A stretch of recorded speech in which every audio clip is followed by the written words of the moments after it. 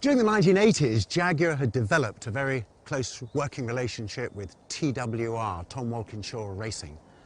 They decided to go ahead and form a joint company that would build the most magnificent supercar. This is it, the XJ220.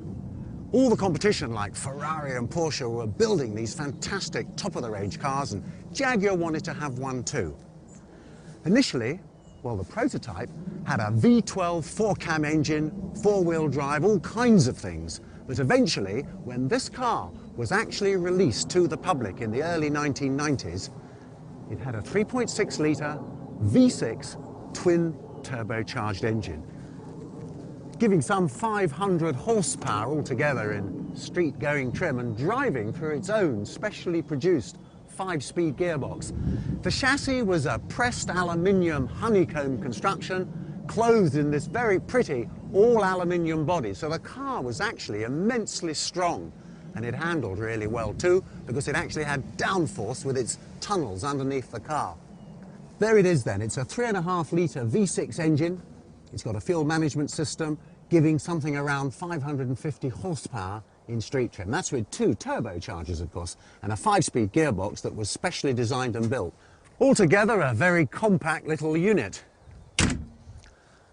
Because Jaguar had done so well at Le Mans with Tom Walkinshaw, 2 outright victories, let's not forget, they decided in 1993 that they'd go back to Le Mans.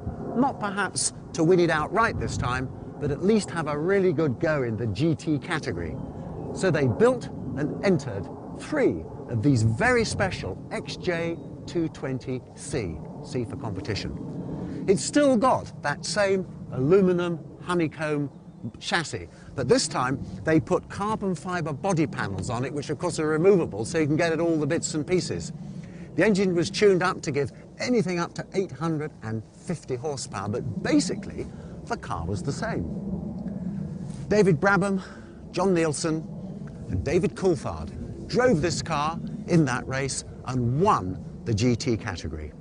They were actually subsequently disqualified for some minor infringement, but the very fact of the matter is that they did actually win the category. It was a successful racing car, was the XJ220, and it had a genuine top speed of 220 miles an hour. If it hadn't been really for Walkinshaw's XJR15 with its V12 engine, which everybody wanted, the XJ220 might have been a bit more successful. Nonetheless, I think a track test of the C-type is definitely on the cards.